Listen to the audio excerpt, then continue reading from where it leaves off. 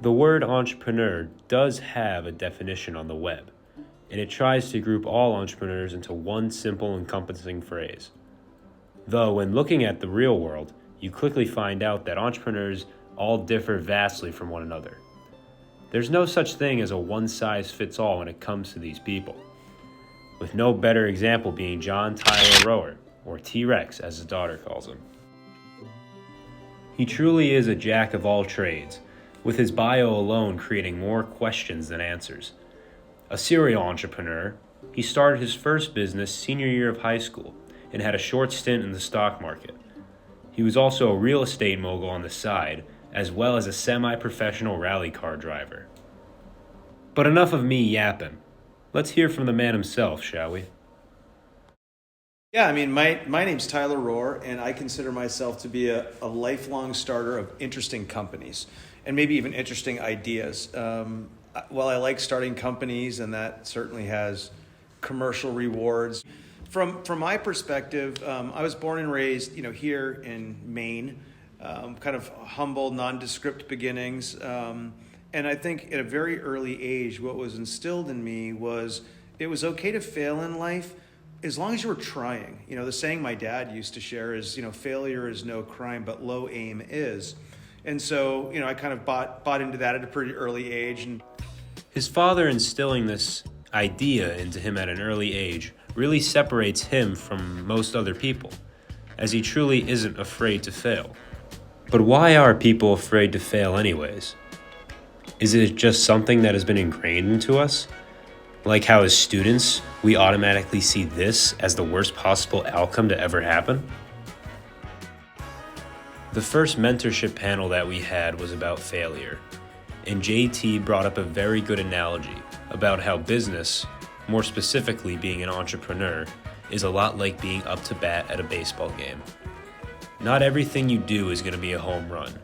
You may only get a double or a single, or end up striking out on the home field in front of your fans. To hear something as simple as not everything you do in life will be successful seemed a bit odd from someone as successful as JT. So I made sure during the interview to pry a little bit about some of the strikeouts that he had in life. After a quick bite to eat at Hop and Grind, it was time to conduct the interview, which we did at his headquarters in Portsmouth for his latest company, Remotely Inc.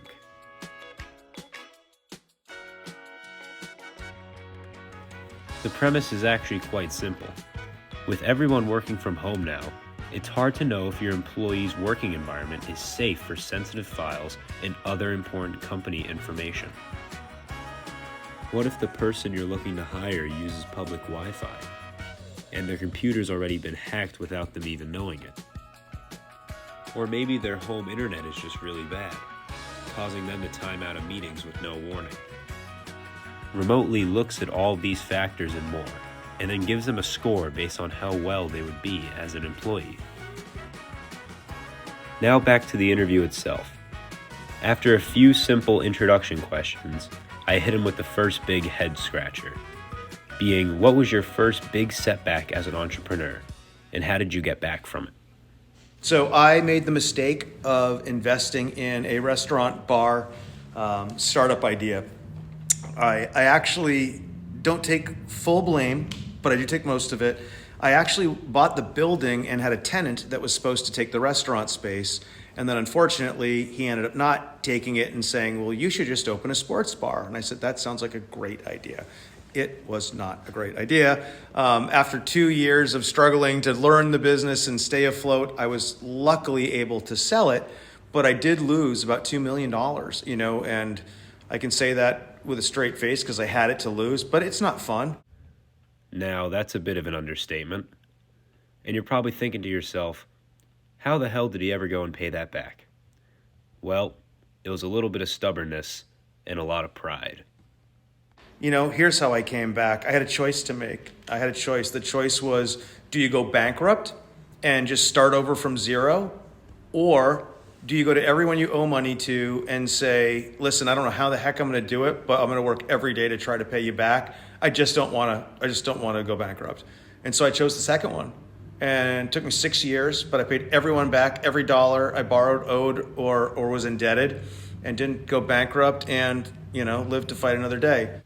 Now, if we were to put this into baseball terms, it would probably be letting up a few runs in the first inning, but eventually tying it back up in the fifth. Now, while this is a bit of an extreme example, it truly goes to show that in life, failure is not the end-all or be-all. When this happened to JT, he could have easily decided to settle down and call it quits, and get a job at a supermarket working as a cashier. But he decided to keep pushing. But of course, not all losses are solely financial, as there is also often an emotional aspect to it, as some hits to your wallet don't feel as hard as some hits to your pride. There are two sides to losing, and there's two sides to winning. There's the financial, and then there's obviously the personal, or emotional side of it. So yeah, no, that emotionally wasn't the biggest loss. I think the biggest loss emotionally was in this current startup.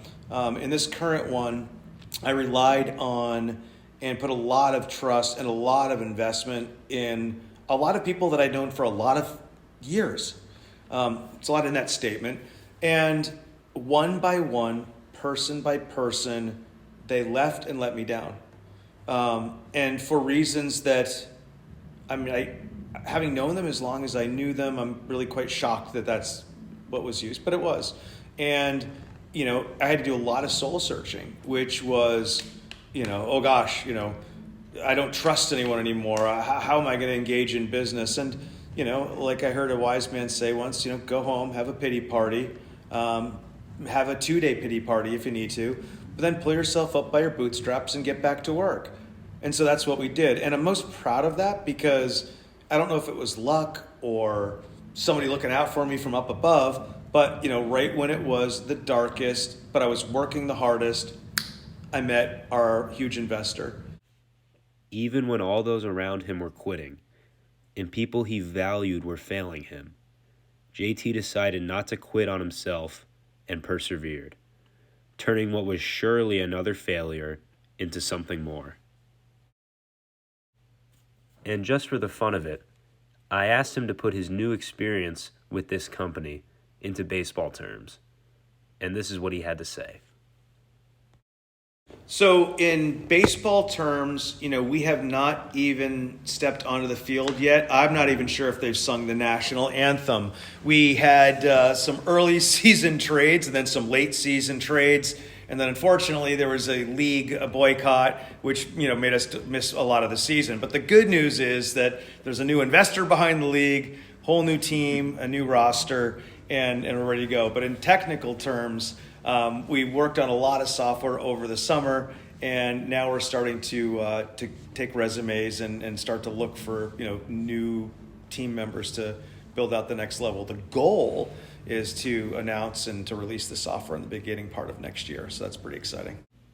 After a successful day in Portsmouth, I could truly say that what I got most out of this interview was not the lessons learned from any of the questions, but actually the free merch he offered me at the end, as I use the water bottle a lot. Gotta stay hydrated,